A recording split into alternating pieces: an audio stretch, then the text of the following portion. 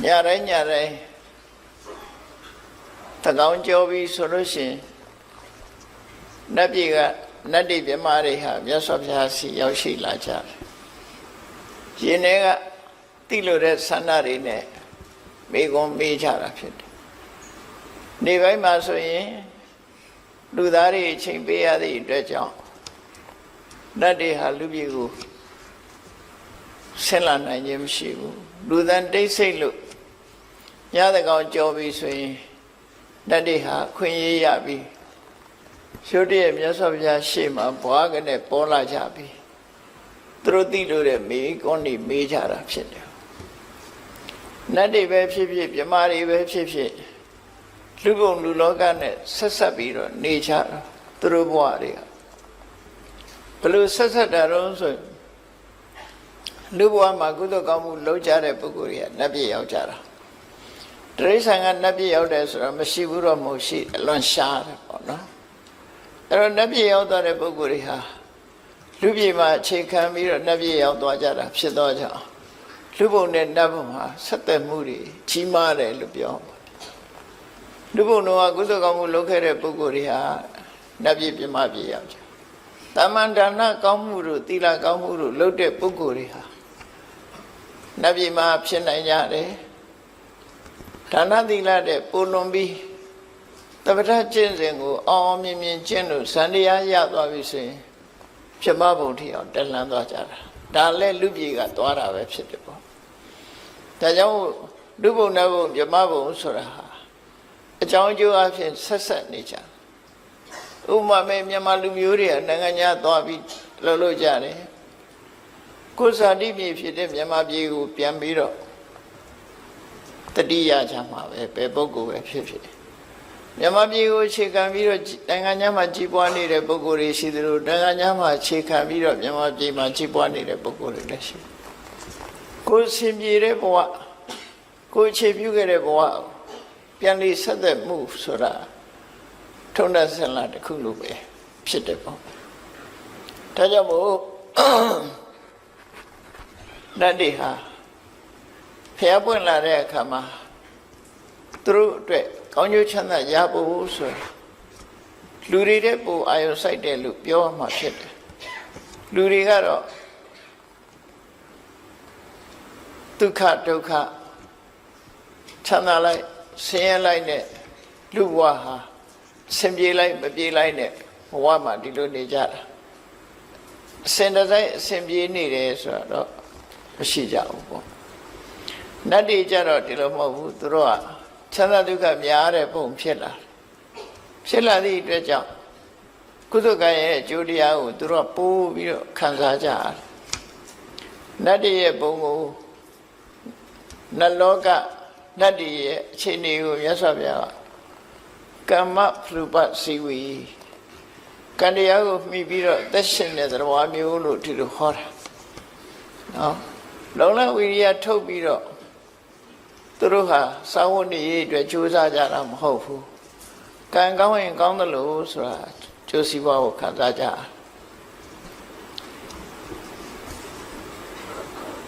လူတွေကြတော့အဲ့လိုမဟုတ်ဘူးကံကြီးရုံးမဲ့ဖွဲ့လို့မရဘူးလူတွေကြတော့ကျိုးပန်းအထုံးမှုနဲ့ပေါင်းဆက်ရတယ်ကံကောင်းလို့ရတယ်ဆိုတာတော့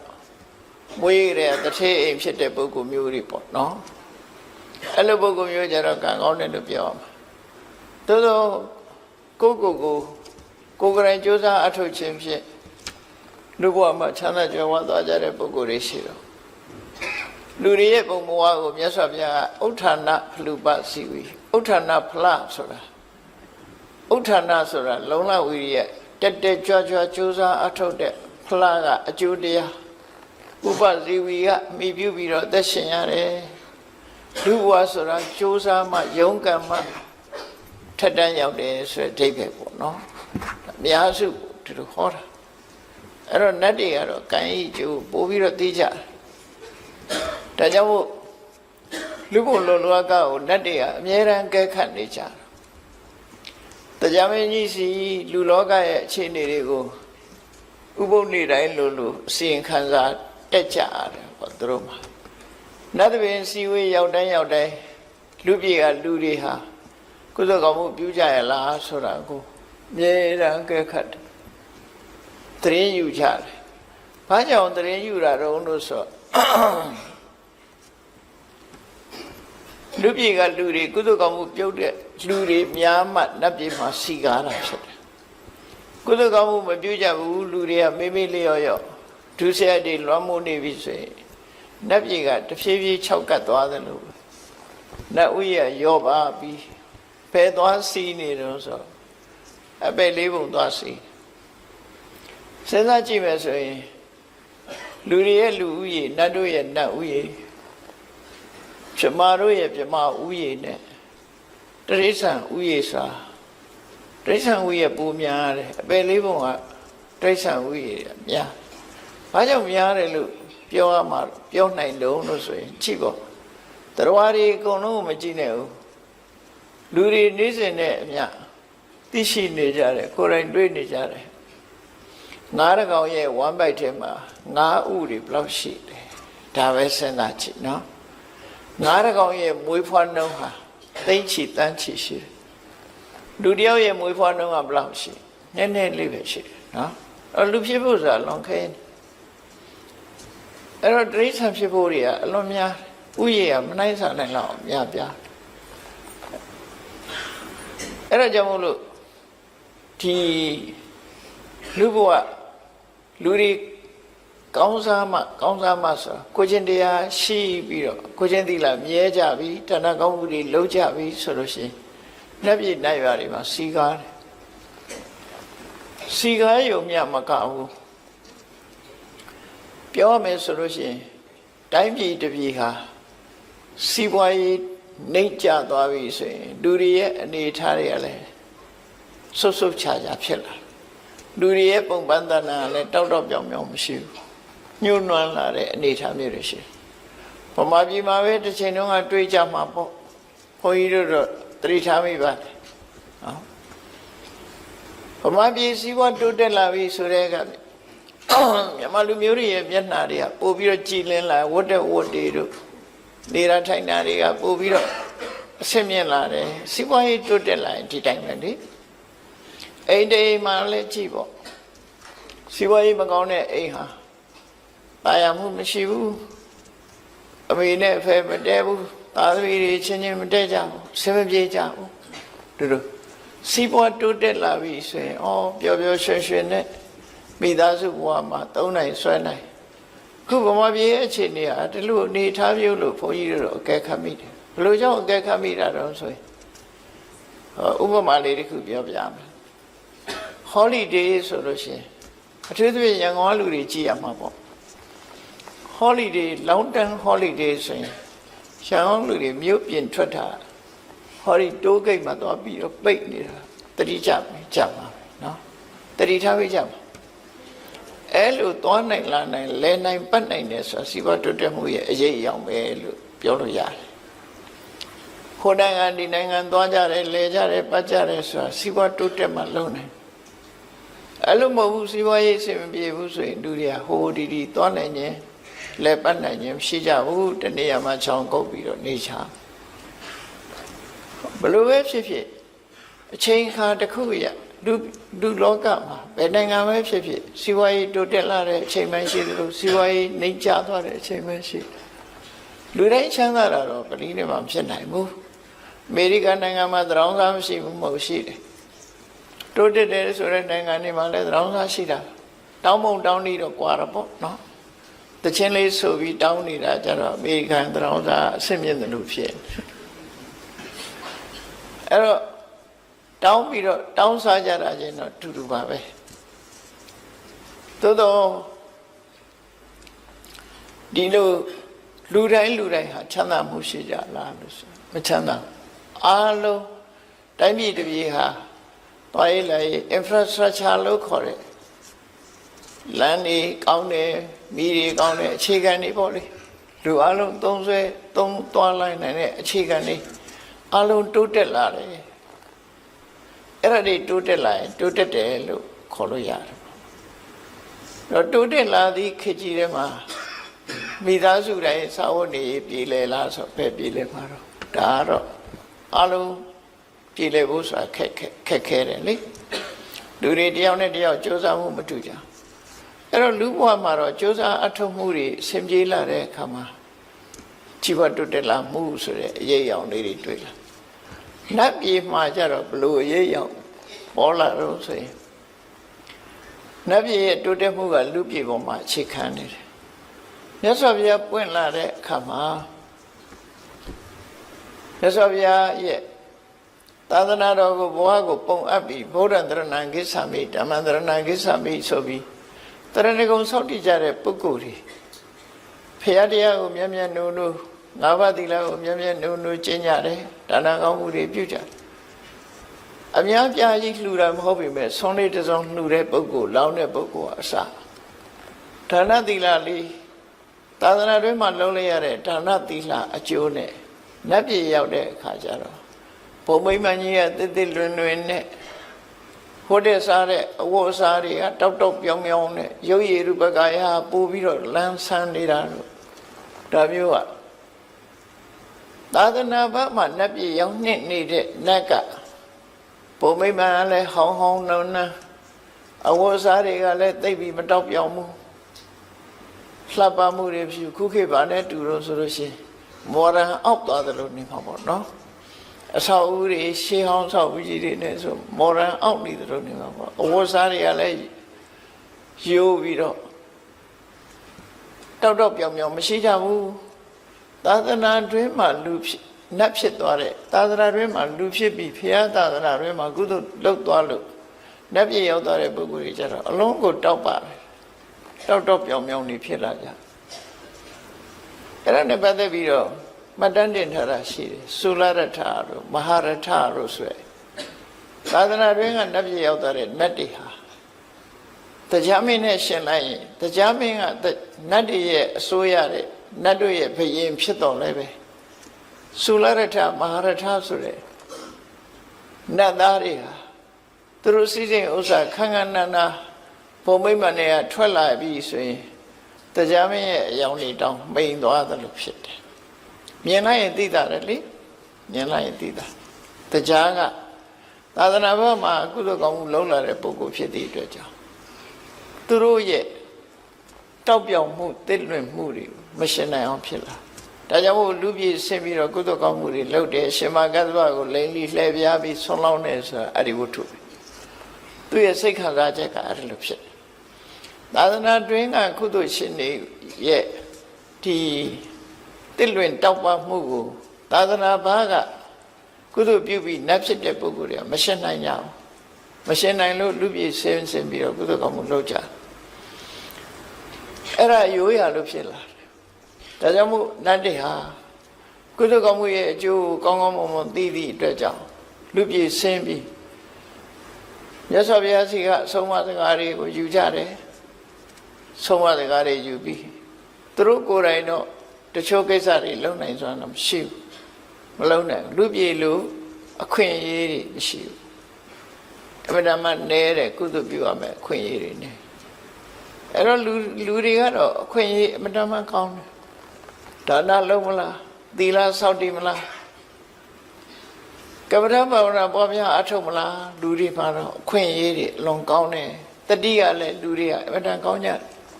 နတ်တွေကချမ်းသာလွန်အားကြီးတဲ့အခါတတိမိတ်တယ်သူတို့တတိမိတ်တယ်ဆိုတာစဉ်းစားကြည့်လေလူတွေလည်းစတိတ်ရှိုးရောက်နေအိမ်ပါဖြစ်နေတော့သိပါမလားတတိရပါမလားပြောနေတယ်ဆိုရင်လေလက်လေးတွေမြောက်ပြီးခုံပေါက်နေတဲ့အချိန်လေးမှာအိမ်မလွတ်လို့တတိရအဲ့ဒါလို့နတ်တွေကလည်းစတိတ်ရှိုးတဲ့ရောက်နေတယ်လို့ပဲသူတို့ဘဝဟာချမ်းသာလွန်အားကြီးသည့်အတွက်ကြောင့်ဒီကုသကောင်းမှုဘက်မှာမိတ္တရောလေးရှိကြတယ်သို့တော်သူတို့အသိဉာဏ်ထက်ကြတယ်မြတ်စွာဘုရားကနင်းငယ်ဟောလိုက်လို့အသိဉာဏ်ထက်တဲ့ပုဂ္ဂိုလ်တွေကနားလည်မှုရှိသွားကြတယ်ဒါကြောင့်အခွင့်အရေးရတယ်ညတကောင်ကြော်ပြီဆိုလို့ရှိရင်နတ်တွေဟာမြတ်စွာဘုရားစီဆင်းလာပြီးမိကုံးနေမေးကြတာအခုဒီဝဏ္ဏရောဘသုတ်တံဆိုတာလည်းပဲအဲ့ဒါလို့သူသိကျင်တဲ့မေးခွန်းတွေကလူဘဝနဲ့ဆက်ဆက်တဲ့မေးခွန်းတွေကြီးပဲဘယ်နဲ့ပဲမေးဒီဘက်ကိုဆက်ဆက်လူတွေနဲ့ဆက်ဘာကြောင့်ဆက်ကုသိုလ်ကောင်းမှုချင်းဆက်နေလို့မေးအ ဝဏရောဘသုတ်တံမှာလည်းပဲညတကောင်ရောအချိန်နတ်သားတယောက်မြတ်စွာဘုရားစီရောက်လာပြီးတော့ဒီမေးခွန်းမေးတာကောင်းမှုတွေတိုးပွားတဲ့ထာဝရကုသိုလ်မျိုးတွေကဘာတွေလဲဆိုမေးတဲ့သဘောမျိုးပေါ့နော်အဲ့တော့သူမေးတဲ့မေးခွန်းလေးကိုတည်တည်ချာချာနားထောင်ကြည့်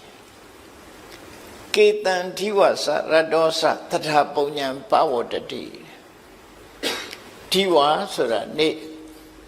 ရတ္တောဆိုတာညတရာပုံညာပဝတ္တိအမြဲတမ်းကုသိုလ်တိုးတယ်နေ့နေ့ညညနေ့ရောညပါလူတယောက်ဟာကုသိုလ်ကောင်းမှုတွေတိုးပွားနေတယ်အဲ့ဒီလိုနေ့နေ့ညညကိုလှုပ်ထားတဲ့ကုသိုလ်ကောင်းမှုတွေရဲ့အရှိန်ဝါတွေကုသိုလ်တွေဟာထာဝရတိုးတက်နေတယ်ဆိုတာဘယ်လိုပုဂ္ဂိုလ်မျိုးတွေရဲ့ကုသိုလ်ကောင်းမှုဟာထာဝရတိုးတက်နေသလဲဒီမေခွန်းလေးကိုသူသိချင်ကုသိုလ်တိုးတာလောကလူတွေဟာစီးစိမ်ဥစ္စာတိုးပွားနေတယ်ဆိုကျင့်တတ်တာပေါ့နော်အများဖြင့်ကျင့်တတ်တယ်နတ်တွေကစီးစိမ်ဥစ္စာတိုးတာကိုမမေးပဲနဲ့ကုသိုလ်တိုးတာဘာကြောင့်မေးသူတို့ရဲ့ဘဝဟာကမ္မဖလူပစီဝိဖြစ်တယ်ကုသိုလ်ကံကိုမှီပြီးတော့အသက်ရှင်ရတာကုသိုလ်တရားတွေသူတို့ရင်ထဲမှာနေ့စဉ်တိုးနေတယ်ဆိုရင်သူတို့ဟာအလွန်ကျင့်တတ်ချက်ကောင်းကုသိုလ်တိုးခြင်းသည်သူတို့အတွက်ချမ်းသာဒုက္ခတိုးခြင်းပဲဖြစ်တယ်ဒါကြောင့်ဒီမေခွန်းမေးတယ်လို့ပြောအောင်ကေတံအဘယ်ပုဂ္ဂိုလ်တို့မှာဒီဝါစရတောစနေမှာပဲဖြစ်စေညမှာပဲဖြစ်စေဝါနေရောညပါတရာပုံညာပဝတ္တိအမြဲတမ်းကုသိုလ်ကောင်းမှုတွေတိုးနေပါသလဲအဲ့တော့နေ့ပဲဖြစ်ဖြစ်ညပဲဖြစ်ဖြစ်ထာဝရကုသိုလ်ကောင်းမှုတွေတိုးနေအောင်ဘယ်လိုပုဂ္ဂိုလ်တွေကအဲ့ဒီလိုကုသိုလ်တိုးပါသလဲဆိုတာမေးခွန်းတစ်ခုနော်လူတွေက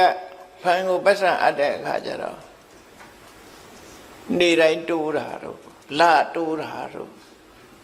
နော်အတူပိစားတဲ့လူတွေဆိုရင်နိုင်နဲ့တိုးနေတာတော့အဲ့လိုတိုးပိစားတဲ့လူတွေအဲ့တော့ဘယ်တိုးပို့ကြိုက်တယ်ဆိုရင်နိုင်လိုက်တိုးနေပို့ကြိုက်ကြမှာပဲဘယ်လိုပဲဖြစ်ဖြစ်နော်တလားမှာတခါတိုးတာတဲ့နော်နေ့စဉ်တိုးရင်ပို့ကြိုက်နေ့စဉ်တိုးတာတဲ့နေ့တိုင်းတနာရီတခါတိုးနေပို့ကြိုက်10မိနစ်တခါတိုးနေပို့ကြိုက်ကြမှာပဲလေတိုးနေတာကြိုက်အဲ့တော့ကိုယ်ရင်တဲ့နှလုံးထဲမှာတမိုးကြီးမားတဲ့ကုသိုလ်တရားတွေဟာနေ့နေ့ညညထာဝရကုသိုလ်ကောင်းမှုတွေတိုးနေတဲ့ကုသိုလ်မျိုးဘယ်ပုဂ္ဂိုလ်ရဲ့ကုသိုလ်မျိုးဟာထာဝရတိုးနေတဲ့ကုသိုလ်မျိုးဖြစ်ပါသလဲဆိုဒီမေကုန်းမေးတာနော်ထာဝရကုသိုလ်ရခြင်းနဲ့ဘယ်ခါပဲဖြစ်ဖြစ်ကုသိုလ်တွေတိုးနေတဲ့ကုသိုလ်မျိုးလုပ်ခြင်းဓမ္မထာသီလတမ္ပန္နာကေသနာတက္ကကာမိနောသူစရိုက်တရားပေါ်မှာကျင့်သုံးပြီးကိုချင်းသီလပြည့်ဝတဲ့ဘယ်လိုပုဂ္ဂိုလ်တွေဟာတည်တဲ့အခါမှာနတ်ပြည်ရောက်ကြတာလဲ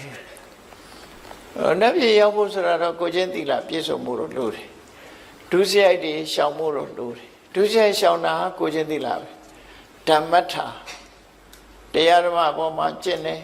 သို့မဟုတ်ကုသိုလ်တရားပေါ်မှာယက်တည်တယ်သီလတမ္ပန္နာကိုချင်းသီလနဲ့ပြည့်စုံကြတယ်အဲ့ဒီလိုပြည့်စုံတဲ့ဘယ်ပုဂ္ဂိုလ်တွေဟာနတ်ပြည်ရောက်ပါသလဲသူမေးတဲ့မေးခွန်းလေးကိုစဉ်းစားကြည့်ပေါ့နော်နေရောညပါတိုးနေတဲ့ကုသိုလ်မျိုးကဘာကုသိုလ်လဲလို့ဆိုလို့တယ်ပေါ့ဘယ်ပုဂ္ဂိုလ်ရဲ့ကုသိုလ်ဟာနေရောညပါကုသိုလ်တိုးနေတယ်ဘယ်လိုပုဂ္ဂိုလ်တွေဟာတည်တဲ့အခါမှာနတ်ပြည်ရောက်ဖို့တေးချတယ်လဲဒီမေးခွန်းမေးတာဒီမေးခွန်းမေးတာသူကနတ်ပြည်ကလာတာဆိုတော့နောက်ထပ်နတ်ပြည်ရောက်ဖို့လူသားတွေဟာဘယ်လိုနေရမလဲဆိုတာဒုတိယလူသားတွေအတွက်ကြိုးပြုတဲ့မေးခွန်းတွေကိုမေးလိုက်တာပါဖြစ်အဲ့ဒီမှာသူ့ရဲ့မေးခွန်းကိုမြတ်စွာဘုရားဖြေတာကတော့သူကရှင်းရှင်းလေးနော်သူ့ရဲ့မေးခွန်းကိုမြတ်စွာဘုရားဘယ်လိုဖြေတော့ဆိုအာရမရောပဝနရောပရှေစနာတိတုကာရကပပ္ပိစဥဒ္ဒပနိသယေတရန္တိဥပတ္တယတေတံဒီဝါစရတောစသရပုညံပဝတ္တိတိုးတယ်ဆိုတာနဲ့ပတ်သက်ပြီးတော့ထာဝရကုသိုလ်တွေကိုမြတ်စွာဘုရားထုတ်ပြပြီးတော့ဟောတယ် ကုသိုလ်ဆိုတာမျိုးမျိုးရှိကြတယ်တဲ့ပဲနံပါတ်1ကုသိုလ်6မျိုးကိုဒီမှာရှင်းပြီးတော့ဟောတာနော်ကုသိုလ်တွေစင်ပွားတိုးတက်လာတဲ့ကုသိုလ်6မျိုးကဘာတွေလုံးဆိုနံပါတ်1ကအာရမရောပါအယံသစ်ပင်တွေကိုစိုက်ပျိုးပြီးအများအကျိုးကိုပြုတဲ့ပုဂ္ဂိုလ်မျိုးဒီတော့မှသစ်ပင်ခုတ်တဲ့လူမပါဘူးနော်သစ်ပင်စိုက်တဲ့လူအယံ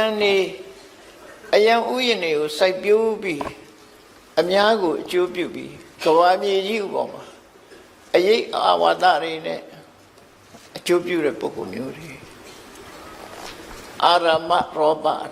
အာရမဆိုတာခုခေတ်ဆိုရင်ခြံလုပ်ငန်းလို့ဟာမျိုးပေါ့နော်ခြံသစ်ပင်စိုက်တယ်ဥယျာဉ်စိုက်တယ်ရောပဆိုတာစိုက်ပျိုးတာဥယျာဉ်နေစိုက်ပျိုးတဲ့ပုဂ္ဂိုလ်တွေတဲ့အဲ့ဒီပုဂ္ဂိုလ်တွေမှာကုသိုလ်တရား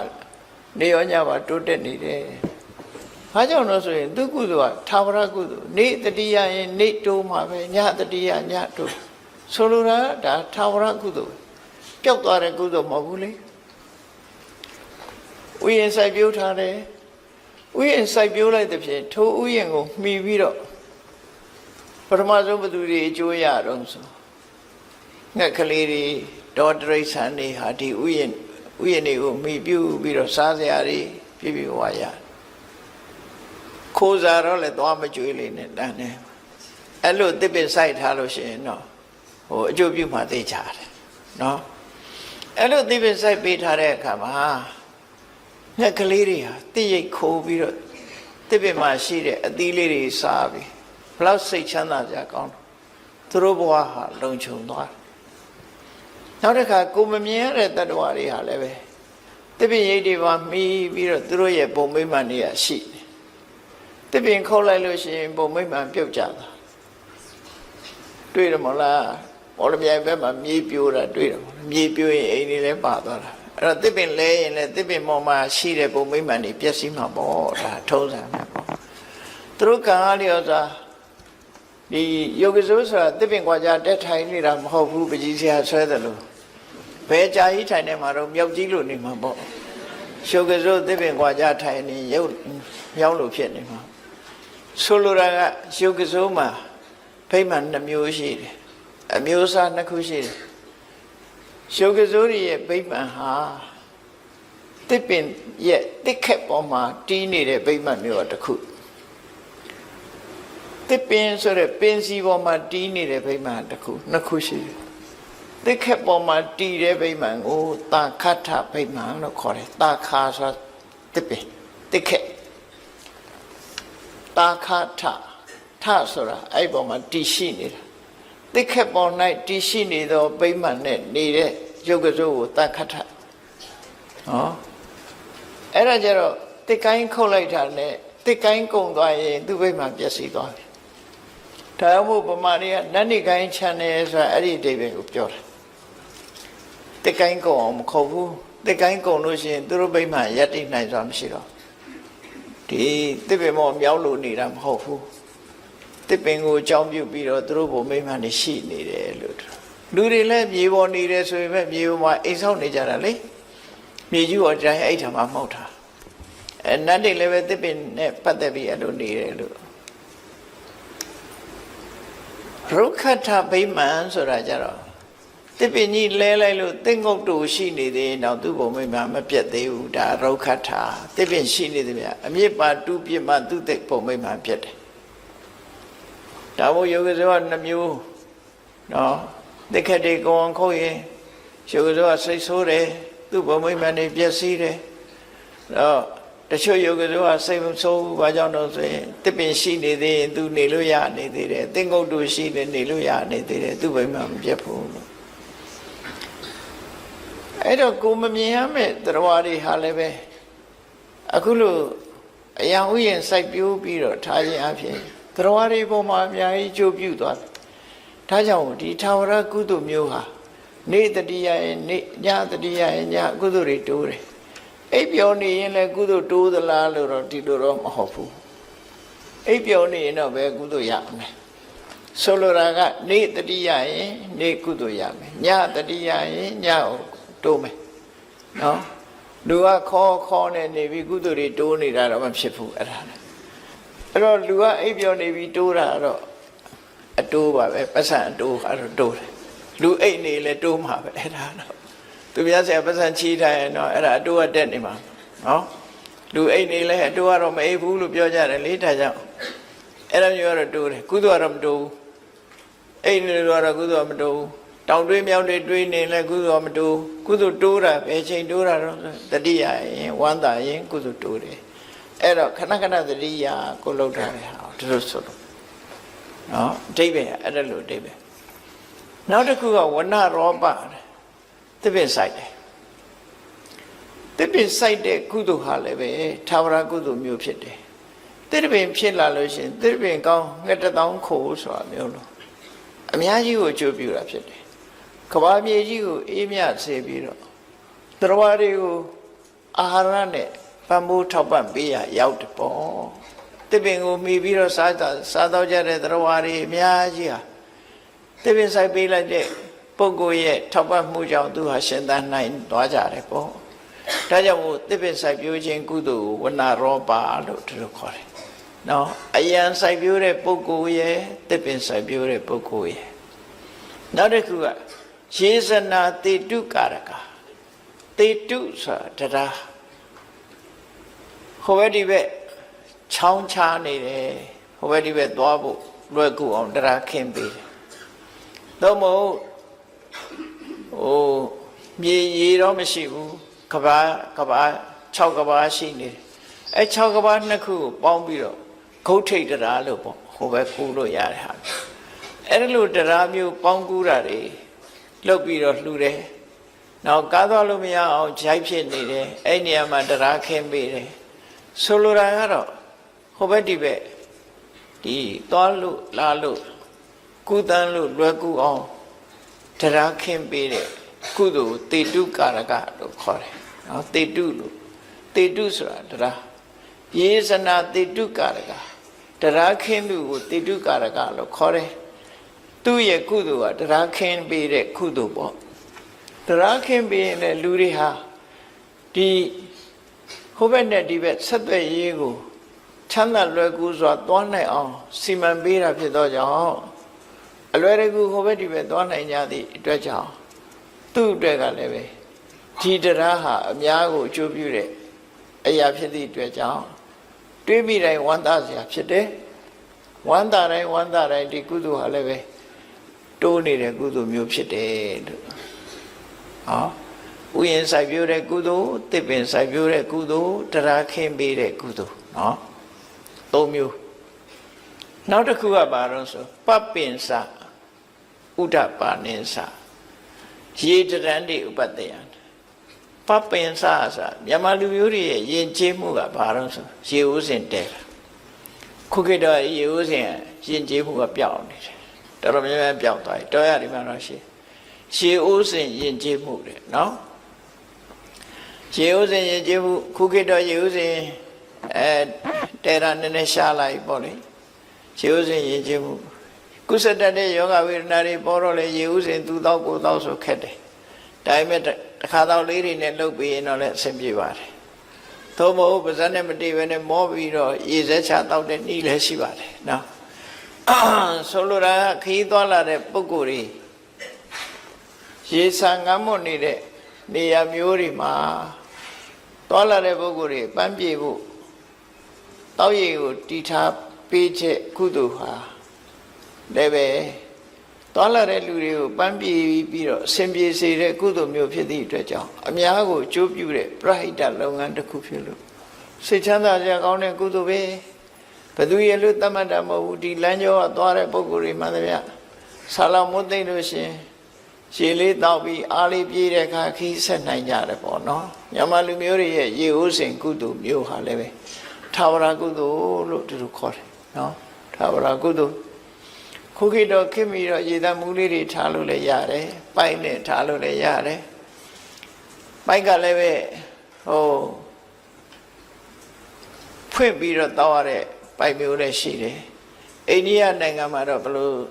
ထားတော့ဆိုပိုက်ခေါင်းတွေကသူကအပေါ်အစွတ်ကလေးနဲ့ထားတာအဲ့ဒီအစွတ်ကလေးကိုမတင်လိုက်မှရေထွက်တာဟိုလှဲ့တဲ့ဟာမဟုတ်ဘူးသူကပိုက်ခေါင်းမှာအစွတ်ကလေးပါတယ်အဲ့ဒါလေးကိုမလိုက်လို့ရှိရင်ရေထွက်သွားအဲ့ကြတော့သူကနွားတွေတောင်တောက်တတ်တယ်အဲ့ဒါနှုတ်သီးနဲ့ထိုးမလိုက်တာအဲ့ဒါပါဇက်တဲ့ရေရောက်သွားဗမာပြည်ကရေအဲ့ရေကောင်းတော့တောက်လို့ရမှာမဟုတ်ဘူးသွားနဲ့ကြိုက်ပြီးတော့လှဲ့မှရမှာဟိုဒီဟာဟိုကတော့မတင်လိုက်တာနဲ့ရေရထွက်လာမြောက်ကလည်းတောက်တတ်တယ်နွားကလည်းတောက်တတ်တယ်အဲ့ဒီရေဦးစင်မျိုးအဲ့ဒါလို့ရေဦးစင်လှုပ်ပြီးတော့လှူဒန်းထားတဲ့ကုသိုလ်ဟာလည်းပဲထာဝရကုသိုလ်ဖြစ်သည့်အတွက်ကြောင့်တူတူအကျိုးပြုတဲ့ကုသိုလ်တတိယတိုင်းကုသိုလ်ကောင်းမှုတွေတိုးတက်နေတယ်နောက်တစ်ခုကတော့ဥဒ္ဓပါဏရေတွေတူလောင်ထားတဲ့တွင်းရေတွင်းရေကန်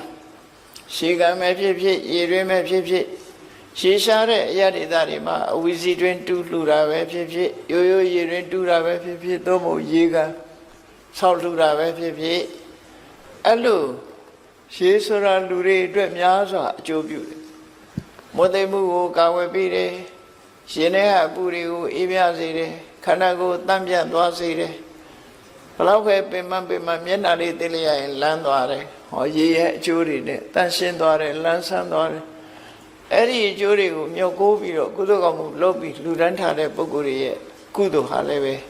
ထာဝရကုသိုလ်မျိုးဖြစ်တယ်တဲ့ထာဝရကုသိုလ်မျိုးတွေဟာအဲ့လိုအလုံး5မျိုးရှိသွားတယ်နံပါတ်1ကအယံဥယျာဉ်စိုက်ပျိုးပြီးတော့လှူဒန်းတဲ့ကုသိုလ်များအတွက်သစ်ပင်စိုက်ပျိုးပြီးတော့လှူဒန်းတဲ့ကုသိုလ်တရားခင်းပြီးတော့လှူဒန်းတဲ့ကုသိုလ်ခြေအိုးစင်လှူဒန်းတဲ့ကုသိုလ်ခြေတွင်းရေကန်လှူတဲ့ကုသိုလ်နောက်ဆုံးတစ်ခုကတော့ပါတော့မြန်မာလူမျိုးတွေရဲ့ယဉ်ကျေးမှုတွေနဲ့သက်ဆိုင်နေရဒီတရားတော်ကိုနာရလို့မြန်မာလူမျိုးတွေလောက်တာဖြစ်လောက်တာနောက်ဆုံးဟာရေတတန္တိဥပတ္တယံခီးသွားလာတဲ့နေရာမျိုးတွေမှာဥပတ္တယဆိုတာအဆောက်အဦပေါ့နော်ရေတရန္တိဥပတ္တယံအဆောက်အဦဆောက်လှူတယ်ဆိုဆောက်အဦဆောက်လှူတယ်ဆိုတဲ့နေရာမှာဒီနေရာမှာဘယ်လိုအဆောက်အဦတုံးလို့ဆိုတာလည်းမပါဘူးဘယ်သူ့ကိုလှူတယ်ဆိုတာလည်းမပါတော့စဉ်းစားကြည့်ရတော့မြန်မာလူမျိုးတွေရဲ့ယဉ်ကျေးမှုမှာလမ်းဘေးဆရာဆောက်ပြီးလှူတဲ့အကျင့်ရှိတယ်လေအားလုံးဟာခီးသွားတဲ့လူတွေကတက်ပြီးတော့အပန်းဖြေနားနေအိပ်ဆက်လို့ရတယ်ဆရာကတုံးတွေရှင်ခွဲဆရာတွေဟိုဘက်ဒီဘက်ထိုင်ကုန်ခွဲထားလို့ရှိရင်ရင်ခွဲဆရာခေါ်တာနော်အကောင်ပိုင်းဆရာကတုံးလို့ခေါ်တာဘုန်းကြီးနဲ့လည်းသွားမရောနဲ့အောင်အဆရာကတုံးဆိုတာအဲ့ဒါ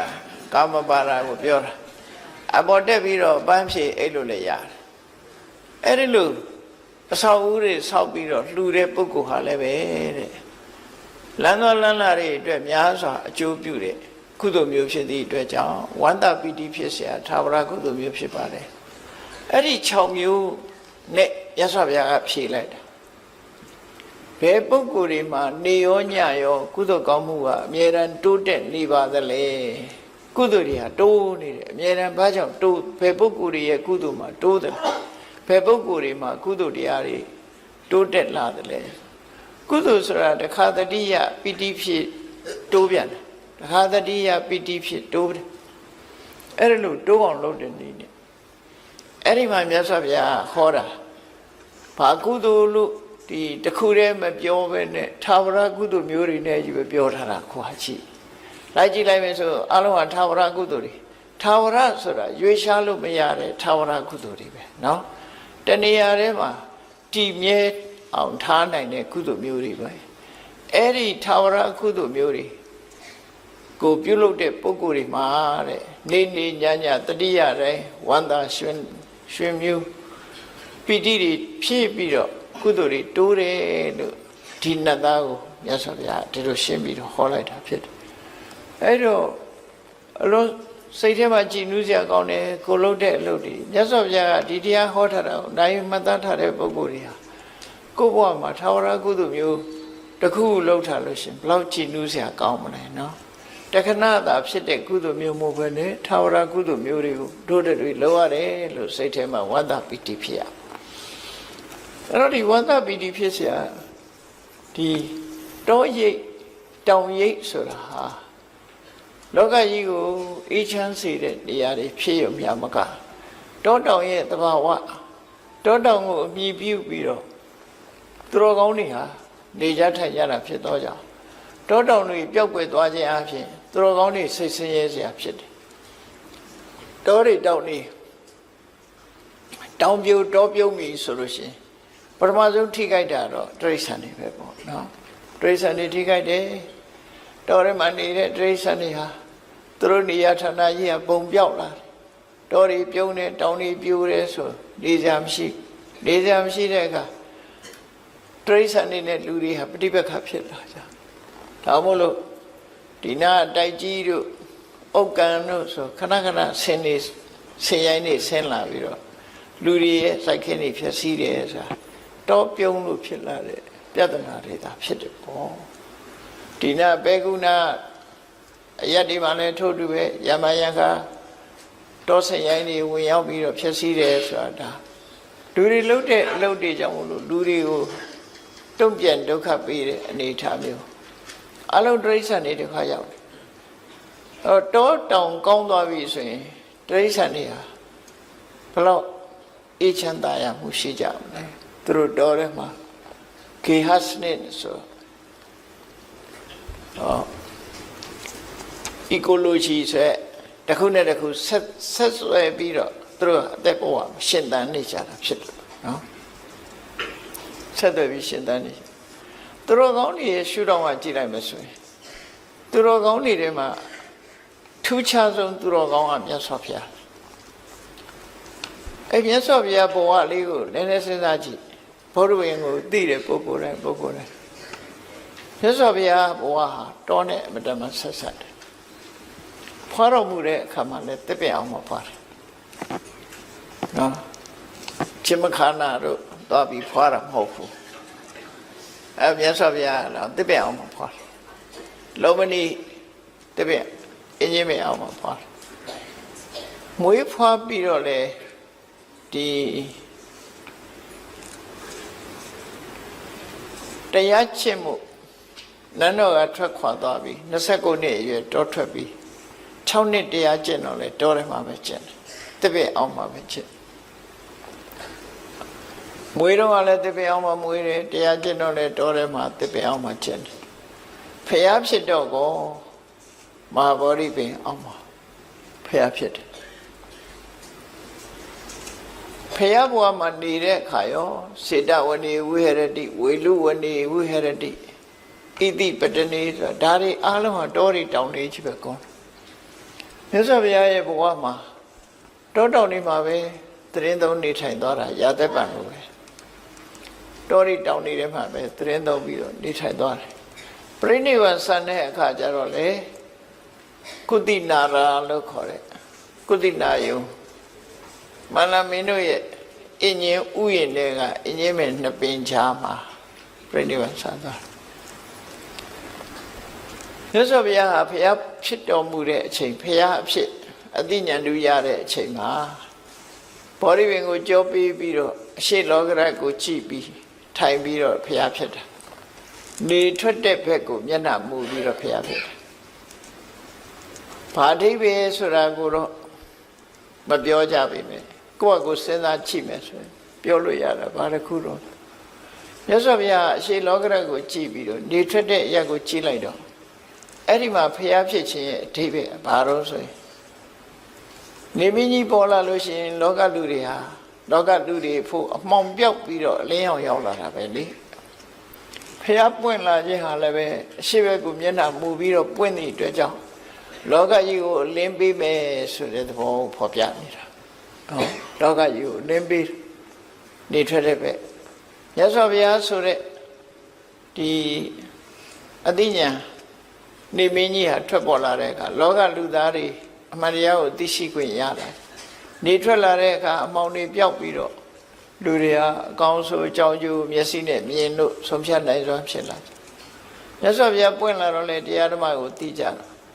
နေထွက်တဲ့ဘက်ကိုမျက်နှာမူပြီးတော့ပွင့်တာဟာဒီအဓိပ္ပာယ်ကိုဆောင်တယ်လို့ဆိုရမှာဖြစ်တယ်သို့သောတက်တော့80ပြည့်တဲ့အခါမှာပြိဋိဘံဆံတော်မူတော့မယ်ဆိုတဲ့အချိန် မြောက်ဘက်ကိုခေါင်းထားပြီးလက်ရဘက်ကိုစောင်းပြီးတော့လျှောင်းလိုက်တဲ့အခါမျက်နှာကဘယ်ဘက်ရောက်သွားတာအနောက်ဘက်ရောက်သွားကိုယ့်ကိုအိတ်ချမသေးကြလို့ရှင်ရန်ကုန်လူတွေတောင်မြောက်လဲကွဲတာမဟုတ်ဘူးကွန်ပတ်လေးရှာထားမှဘယ်ဘက်ကတောင်လဲဘယ်ဘက်ကမြောက်လဲတွေ့ကြနော်အဲ့တော့မြောက်ဘက်ကိုခေါင်းထားပြီးတော့အနောက်ဘက်ကိုမျက်နှာမူစောင်းပြီးတော့အိတ်လိုက်တဲ့အခါမှာမြတ်စွာဘုရားရဲ့မျက်နှာတော်ဟာအနောက်လောကရဘက်ကိုမျက်နှာမူပြီးသားဖြစ်ပွင့်တော့ကအရှိဘက်ကိုကြည့်တယ်ပြိဋိဘဆန်တော့အနောက်ဘက်ကိုကြည့်ဘာအဓိပ္ပာယ်လဲလောကကြီးကိုလင်းအောင်ပေးနေတဲ့နေမင်းကြီးဝင်တော့မယ်ဆိုတဲ့အဓိပ္ပာယ်ပဲအနောက်ဘက်ကနေထွက်တယ်လို့မရှိဘူးလေနေဝင်တာပဲရှိအဲ့တော့မြတ်စွာဘုရားဒီပြိဋိဘဆန်သွားခြင်းအပြင်လောကလူသားတွေအသိဉာဏ်တွေဆုံးရှုံးသွားတယ်ပေါ့အလင်းအောင်ဆုံးရှုံးသွားသလိုမြတ်စွာဘုရားရဲ့အဆုံးအမတရားတော်တွေဆုံးရှုံးသွားရင်လင်းအောင်ဆုံးရှုံးသလိုဆုံးရှုံးမှာပဲဖြစ်တယ်ပေါ့အဲ့ဒီအဓိပ္ပာယ်တွေကိုဖော်ကျူးတဲ့အနေနဲ့မြတ်စွာဘုရားဟာအရှိပဲလှည့်ပြီးတော့ဘုရားဖြစ်ပြီးလက်ရနှစ်ပါးကိုစောင်းလို့အနောက်ဘက်ကိုမျက်နှာမူပြီးပြိဋိဘဆန်တော်မူခြင်းဟာလောကသားတို့အတွက်ပညာတစ်ခုပေးခဲ့ခြင်းပဲဖြစ်တယ်ဖះရဲ့ကရုဏာအမတမကြီးမားတယ်ပြိဋိဘံဆန္ဒတောင်းမှာပဲမင်းတို့စံနမူနာယူခဲ့ဖို့လှုပ်ထားခဲ့တာဖြစ်တယ်ပေါ့နော်အစစအရာရာအသိပညာတွေပြီးခဲ့တယ်လောကမှာအသိပညာအလွန်အရေးကြီးတယ်ဒါကြောင့်မြတ်စွာဘုရားကနတ်သားတယောက်ဟောပြောတဲ့မိကုန်းနဲ့မေးတဲ့မိကုန်းကိုအခုလိုသာဝရကုသိုလ်တွေနဲ့ဖြေလိုက်တာနောက်တစ်ခေတ်ကျတော့တစ်ပင်တွေပြောင်းအောင်ခုံးကြလိမ့်မယ်ဆိုတာသိလို့များဖြစ်မလားမသိဘူးအဲ့ဒါကြောင့်မို့ဒါတွေစိုက်ကြလို့ဆိုတဲ့အဓိပ္ပာယ်ဖော်ပြတာနော်ဒါလွန်ခဲ့တဲ့နှစ်ပေါင်း2600ကဟောခဲ့တဲ့တရား2600ဟောခဲ့တဲ့တရားအဲ့တော့အခုတို့လူတွေဟာတက်တက်ကြွကြွဒီကုသိုလ်ကိုအရာယူနေကြတော့ဝန်သားဆရာပေါ့နော်ကမ္ဘာလောကကြီးကိုတစ်ပင်ဖြင့်အေးမြအောင်ဆောင်ရွက်နေကြပြီ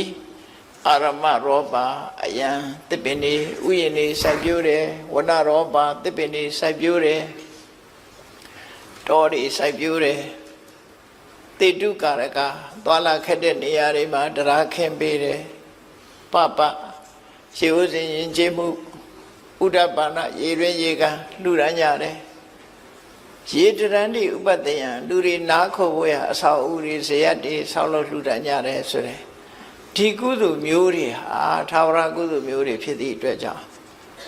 မြတ်စွာဘုရားကဒီနတ်သားရဲ့အမေကိုဒီကုသိုလ်မျိုးတွေနဲ့ဖြည့်ခဲ့တာဟာ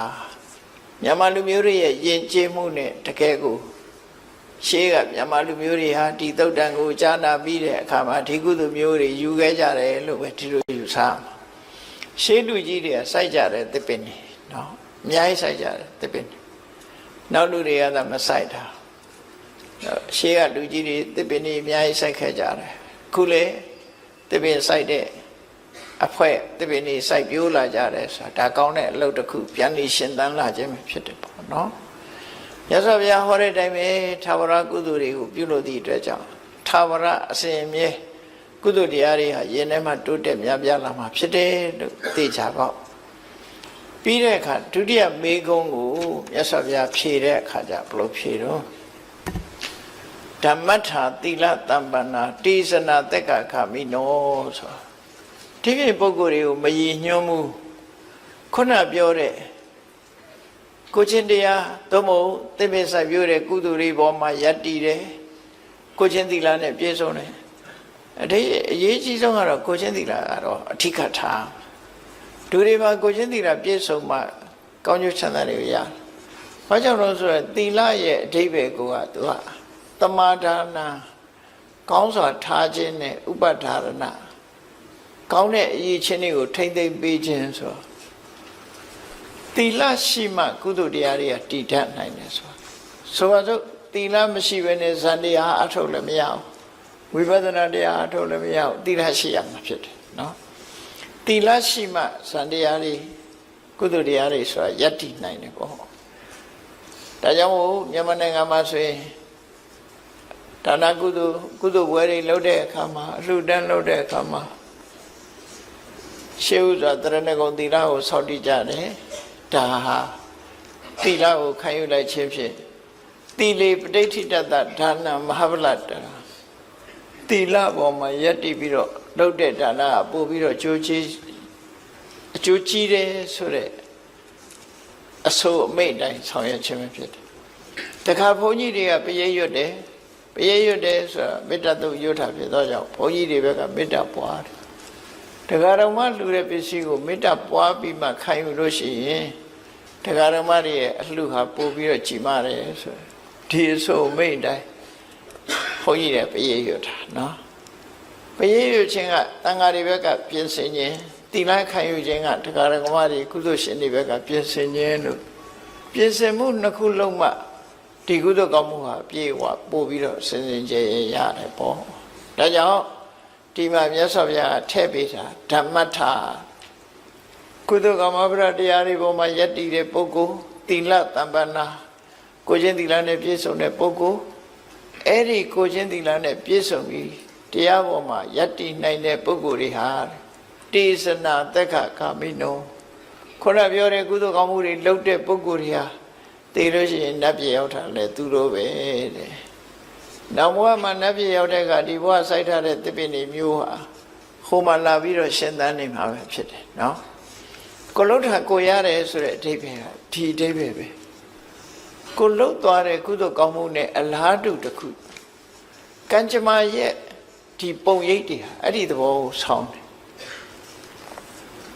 ဥရဏထေကထာမှာရေးထားတဲ့စကားလေးတစ်ခုရှိတယ်လူတယောက်ဟာတဲ့မကောင်းတဲ့စိတ်နဲ့တစ်ဖက်သားကိုဒုက္ခရောက်အောင်လုပ်လိုက်တယ်ဒုက္ခရောက်လိုက်လို့ဒုက္ခကိုတစ်ဖက်သားခံစားရတယ်အဲ့ဒီခံစားရတဲ့ဒုက္ခမျိုးသူစီရောက်လာတယ်တုံ့ပြန်ပြီးရောက်လာဒါမကောင်းတဲ့ဘက်ကပြောတယ်ကောင်းတဲ့ဘက်ကလည်းပဲထို့တူပဲလူတယောက်ဟာစိတ်ကောင်းစေတနာကောင်းရှိပြီးလူတူတယောက်ကိုချမ်းသာအောင်လုပ်ပေးလိုက်လို့ဟိုတယောက်ဟာချမ်းသာအဲ့ဒီချမ်းသာဒုက္ခမျိုးသူစီရောက်တယ်လို့သူတို့ဆိုတယ်ဒါကံကြမ္မာရဲ့သဘာဝအဲ့တော့ကံတရားက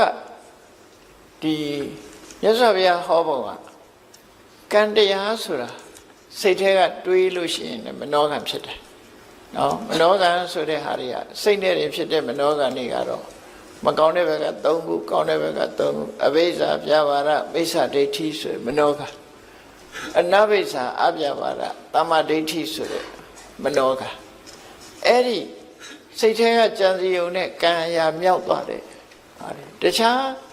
အရာတွေလည်းပဲကံအရာမြောက်တာစိတ်ထဲကဖြစ်တဲ့ကံအရာတွေမြောက်နှုတ်ကထုတ်ပြောတဲ့အခါဝစီကံနဲ့ကိုယ်ဒီလက်ရောက်လုပ်တဲ့အခါကျတော့ကာယကံလို့ဆိုပြီးတော့ကံတရားတွေဟာလူတွေဟာဘဝရလာတဲ့အချိန်မှာကောင်းတာလည်းလုပ်တယ်ဆိုးတာလည်းလုပ်တယ်ကောင်းဆိုးနှမျိုးလုံးလုပ်ကြအဲ့တော့လုပ်တယ်ဆိုတဲ့နေရာမှာစိတ်နဲ့လုပ်ရင်မနောကနှုတ်နဲ့ပြောရင်ဝစီကံကိုယ်ဒီလက်ရောက်လုပ်ရင်ကာယကံလို့ကာယကံဝစီကံမနောကံဆိုတာအတိုင်းပဲဒီကာယကံဝစီကံမနောကံတွေလုတ်ပြီးသွားလို့ရှိရင်ပြီးသွားတာနဲ့ပျောက်သွားလားလို့ဆိုမပျောက်ဘူးနော်ကိုယ်ရင်ထဲမှာဖြစ်သွားတဲ့အရာတစ်ခုကမပျောက်အောင်ဘယ်သူကမှတ်တမ်းတင်ထားတာဆိုရင်ထဲမှာ CCTV တပ်ပေးထားဟုတ်ဒါဖို့ရိုက်ထားလို့ရှိရင်ပုံရိပ်တွေထင်မနေဘူးလားရင်ထဲက CCTV ကဖြတ်လို့မရဘူးနော်ရင်ထဲမှာဖြစ်သွားတဲ့ CCTV ကဖြတ်လို့မရကိုလုံးတဲ့ကံနေရဘယ်မှာတည်တော့ဆိုရင်ကိုယ့်ရဲ့ mental process ဆိုရယ်စိတ်ဖြစ်စဉ်နဲ့မှသွားတည်နေစိတ်တဏ္ဍတိလို့ခေါ်တဲ့စိတ်ဖြစ်စဉ်ကြီးရှိတယ်အဲ့ဒီစိတ်ဖြစ်စဉ်နဲ့မှပုံရိပ်တည်ပေါ်ကုန်ကိုဘာလို့လိန်လို့လည်းမရဘူးဒါကိုယ်စိတ်ထဲမှာဖြစ်သွားတဲ့အတိုင်းပုံရိပ်ကထင်တယ်ကိုပြောလိုက်တဲ့စကားအတိုင်းပုံရိပ်ကထင်သွားတယ်ကိုလုံးလိုက်တဲ့အလုပ်တိုင်းတစ်ဖက်သားပေါ်မှာကောင်းကျိုးလားဆိုးကျိုးလားတစ်ခုဖြစ်သွားရင်ဖြစ်သွားတဲ့အတိုင်းပဲပုံရိပ်တွေထင်နေတယ်အဲ့ဒီပုံရိပ်တွေက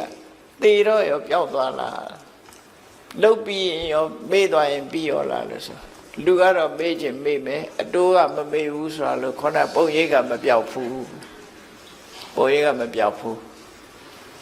ပုံရိပ်ကမပျောက်ဘူးဆိုတာမြတ်စွာဘုရားကဘယ်လိုဟောတော့ဆိုဥဘောပုံညင်စပပင်စယမစ္စောကုရုတိဣဒာ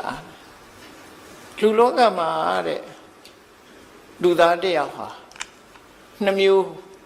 လုပ်တယ်ကောင်းတာလည်းလုပ်တယ်မကောင်းတာလည်းလုပ်တယ်ဒါကံတရားကိုပြောတာနော်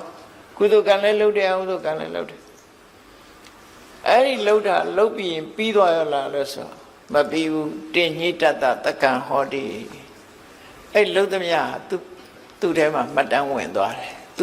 သူပိုင်တဲ့အရာဖြစ်သွားတယ်သူပဲ responsible သူနဲ့ပတ်သက်သွားပြီဒါဖြင့်ပတ်သက်သွားရင်ဒီဘဝနောက်ဘဝကျတော့မေ့သွားလားလို့ဆိုဘယ်မေ့မလဲတင်္စအာရာယကိစ္စတိအဲ့ဒါပါသွားအောင်မှာတဲ့လှုပ်လိုက်တဲ့အရာတစ်ခုကကိုယ်ထဲမှာပုံရိပ်ထင်သွားပြီပုံရိပ်ထင်သွားတာဟာဒီဘဝတည်ပြတ်သွားလားမပြတ်ဘူးတင်္စအာရာယကိစ္စတိနောက်ဘဝပါသွားမယ်ပါသွားတဲ့အခါအဲ့ဒီပုံရိပ်ကအဆိုးတွေဆိုရင်အဆိုးတွေခံပြီးတော့အကောင်းဆိုလို့ရှိရင်ကောင်းတဲ့ပုံရိပ်ရကောင်းကျိုးချမ်းသာတွေရမှာပဲဒီလိုပဲနားလဲရနော်အဲ့တော့မြတ်စွာဘုရားကဆုံးမတယ်တရားဝါတွေကိုဘယ်လိုဆုံးမတော့ဆိုအတ္တနေစေပိယံစညာနတ်နံပပေနတန်ယုစေမင်းတို့ကိုယ့်ကိုမျက်နှိုးတွေတမိုးထားတဲ့ဆိုလို့ရှိရင်မကောင်းမှုအကုသိုလ်တွေမဖြစ်စေနဲ့ရှင်နဲ့နှလုံးနဲ့မရောက်စေနဲ့ပုံရိပ်ဆိုးတွေမထင်စေနဲ့လို့ပြောနော်စိတ်ထဲကပုံရိပ်အဆိုးတွေမထင်စေနဲ့ကောင်းတာပဲထင်အောင်လုပ်ဘာကြောင့်လို့ဆိုနာဟိတံသူလပံဟောတိဒုက္ခံဒုက္ခတကာရီမကောင်းတာလုပ်ပြီးချမ်းသာဒုက္ခရတယ်ကြီးပွားတယ်ဆိုဖြစ်နိုင်ဘူးကောင်းတာလုံးဝကောင်းကျိုးရမှာလေမြတ်စွာဘုရားအဲ့လိုဆုံးမတယ်ဒါကကောသလမင်းကြီးနဲ့ပတ်သက်ပြီးတော့ဟောတဲ့သုတ်တန်တစ်ခုမှာခုလိုဆုံးမထားတယ်နော်ဆုံးမထားပြီးတော့မြတ်စွာဘုရားတိုက်တွန်းတယ်တတ္တမကရိယကလျာဏနိစ္စယံတံပရာယိကံပုညာနိပရလောကသမေပဋိဋ္ဌာဟောတိပါဏိညာဒါကြောင့်မို့တဲ့ကောင်းကျိုးချမ်းသာတွေကိုဖြစ်ပွားစေတတ်တဲ့တမလွန်ဘဝကိုအကျိုးပြုတတ်တဲ့တမလွန်ဘဝအတွက်လည်းအကျိုးပြုတတ်တဲ့ကုသိုလ်ကောင်းမှုကိုကြိုးစားလုပ်ကြပါပုညာနိပရလောကသမေပဋိဋ္ဌာဟောတိပါဏိညာအဲ့လုပ်တဲ့ကုသိုလ်ကောင်းမှုတွေဟာနောက်ဘဝအတွက်ကိုယ့်အတွက်အားကိုးစရာဖြစ်ပါတယ်လို့သူတို့ဆိုလူတွေကဒီဘဝကျတော့အားကိုးစရာတွေကရှိကြတယ်လေကိုယ်ဆောက်ထားတဲ့အိမ်ရှိတယ်ကိုယ်မိသားစုရှိတယ်အမေရှိတယ်ဖေရှိတယ်ရှားဝေထားတဲ့ငွေကြေးတွေရှိတယ်ဒါတွေကိုပဲအားကိုးအေးမျက်စိလေးနှလုံးမိတ်ပြီးတမန်တော်ဘဝသွားပြီဆိုရင်ရှိတဲ့ငွေရလည်းပဲကိုနဲ့အတူရှိမှာမဟုတ်ဘူးနော်ကိုအမေဖေကိုမိသားစုကလည်းကိုနဲ့အတူလိုက်မှာမဟုတ်ဘူးအားလုံးဟာကိုတယောက်တည်းပဲသွားကိုတယောက်တည်းသွားအဲ့တော့ဘာအားကိုးရမှာတော့ဆိုခုပြောတဲ့ကိုလုပ်တဲ့ကုသိုလ်ကောင်းမှုဟာကိုယ့်အတွက်အားကိုးစရာပဲဒါကြောင့်မို့ကုသိုလ်ကောင်းမှုလုပ်တိုင်းကိုယ်စိတ်လေးကိုအစဉ်တတိယပြီးတော့ကုသိုလ်တရားတိုးပွားအောင်အမြဲတမ်းတတိထားပြီးတော့ကုသိုလ်တွေပွားနေအောင်ဝတ္တပီတိဖြစ်ပြီးအပြန်နေ့စဉ်နဲ့အမျှတတိယအောင်ကြိုးစားအထောက်ကြအားမှာဖြစ်တယ်ပေါ့အဲ့ဒါဝဏရောဘတုတ်ကပေးတဲ့အသိပညာပဲဖြစ်တယ်မြတ်စွာဘုရားကိုယ်တိုင်ဟောခဲ့တဲ့ဒီသုတ်တံမှာဒီကုသိုလ်မျိုးတွေကိုသာဝရကုသိုလ်မျိုးတွေကိုလုပ်လို့ရှိရင်နေ့လဲညရောတတိရတဲ့အခါတိုင်းမှာကုသိုလ်တွေအမြဲတမ်းတိုးတယ်ဆိုတိုးတယ်လို့ပြောထားရတဲ့ကိုဟာကိုလှုပ်တာတစ်ခါပဲဖြစ်အောင်တော့ကုသိုလ်တွေအချိန်ချင်းလှုပ်တယ်လို့တိုးလာမှာပဲတိုးပွားလာတယ်လို့ဆိုတယ်တေတံဒီဝါစတေတံတေသနာတက်ခခမိနောဆိုတဲ့အဲ့ဒီကုသိုလ်ကောင်းမှုလှုပ်ထားတဲ့ပုဂ္ဂိုလ်တွေဟာနတ်ပြည်ရောက်တဲ့ပုဂ္ဂိုလ်တွေဖြစ်တယ်တက်ခဆိုတာတက်ခရဲ့အဓိပ္ပာယ်ကနတ်ပြည်လို့ပြန်လို့သူ့ရဲ့အဓိပ္ပာယ်ကဘာတော့သူ့အခအကောင်းနေနဲ့ကြီးပဲတွေ့တဲ့ဘဝမျိုးမျက်စိကမြင်ရတာလည်းအကောင်းနားကနားထောင်ရတာလည်းအကောင်းနှာခေါင်းကနမ်းရှုလို့ရတာလျှာကရတာခံလို့ရတာခန္ဓာကိုယ်ကထိတွေ့ရတာစိတ်ကူးရတာအားလုံးကအကောင်းစိတ်ချမ်းသာစရာတွေကြီးနဲ့တွေ့တဲ့ပုံကိုတက်ခလို့ခေါ်တာနော်ကောင်းတာတွေနဲ့ကြီးပဲတွေ့ရတဲ့အနေအထားမျိုးဒီကုသိုလ်ကောင်းမှုကပေးတာဖြစ်ပါတယ်ဒါကြောင့်သာဝရကုသိုလ်6မျိုးကြိုးစားအထောက်ခြင်းအပြင်မြတ်စွာဘုရားဟောတဲ့အတိုင်းကုသိုလ်တရားတွေနေ့စဉ်နဲ့အမျှတိုးတက်ပြီးနောက်ဆုံးဒါအ ਨੇ ဆုံးပြောတာနိဗ္ဗာန်ကိုယေရှုဥတည်ပြီးတော့လုပ်ရင်နိဗ္ဗာန်ထိအောင်အကျိုးပြုမှာပဲဖြစ်တယ်မဟုတ်ရင်ပုံမှန်အားဖြင့်တော့ နတ်ပြည်ရောက်ကြောင်းကုသိုလ်ကောင်းမှုတစ်ခုဖြစ်တယ်လို့ဒီလိုမှတ်သားကြကောင်းမှုတိုးပွားထာဝရကုသိုလ်များအကြောင်းမှတ်သားနိုင်ယူကြပြီးသည့်အားလျော်စွာသူတော်စင်ပြိဿအပေါင်းတို့ကုသိုလ်တရားဖြစ်ပွားအောင်တို့တွေကြိုးစားအားထုတ်ရမှာဖြစ်တယ်လို့တတိထားကကြိုးစားအားထုတ်နိုင်ကြပါစေကုန်သတည်း